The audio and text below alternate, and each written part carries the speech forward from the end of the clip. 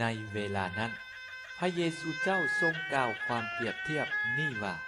มีเศรษฐีคนหนึ่งนุ่งเครื่องสะอาดจบงามและทุกวันเขาก็มีอาหารการกินแซ่บนัวยังมีคนทุกข์จนผู้หนึ่งชื่อลาซาโรนอนเพลียอยู่แปะหน้าประตูเรือนเศรษฐีนั้นต้นตัวเต็มแต่บาดแผลเขาอยากเก็บกินเศษอาหารที่ตกจากโต๊ะของเศรษฐียิ่งกว่านั้นมีแต่หมาเลียตุ่มบะของเขาต่อมาคนยากจนผู้นั้นก็ตายไป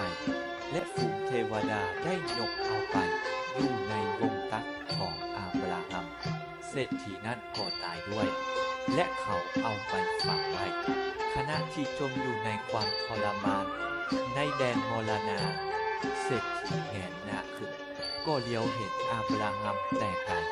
มีลาซาโรนั่งอยู่ในวงตักของท่านด้วยเขาจึงร้องขึ้นว่า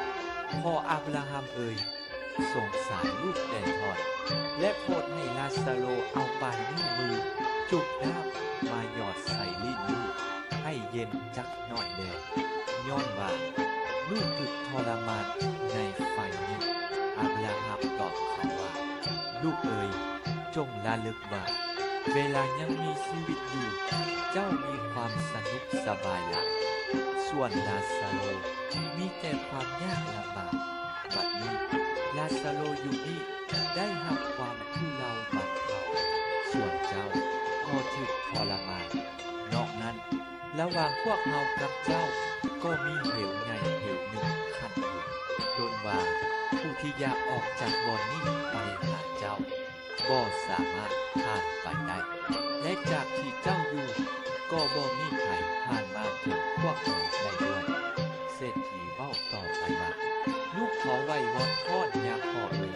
โปรดให้ลาซาโรไปเรือนพ่อของลูกให้เองนอนว่าลูกมีอ้ายน้องอยู่5 คนขอลาซาโรเตือนพวกเขาเพื่อบ่ให้พวกเขาต้องมาในบ่อนทุกข์ทรมานนี้อาบราฮัมตอบเขาว่าพวกเขานั้นก็มีโมเสสและบรรดาปัจฉกอยู่แล้วให้พวกเขาเชื่อฟังพวกท่านเถิดเศรษฐีตอบซ้ำว่าบ่แม่นสั้นดอกพ่ออาบราฮัมเอ๋ยแต่ว่าถ้าผู้ใดผู้หนึ่งในพวกผู้ตายไปบอกพวกเขาก็จะเป็นทุกข์กับใจแต่อาบราฮัมตอบว่าถ้าหากพวกเขาบ่เชื่อโมเสสหรือบรรดาปัจฉกแล้วถึงจะมีคืนกลับเป็นคืนมาจากพวกผู้ตายไปบอกพวกเขาก็คงบ่ยอมเชื่อ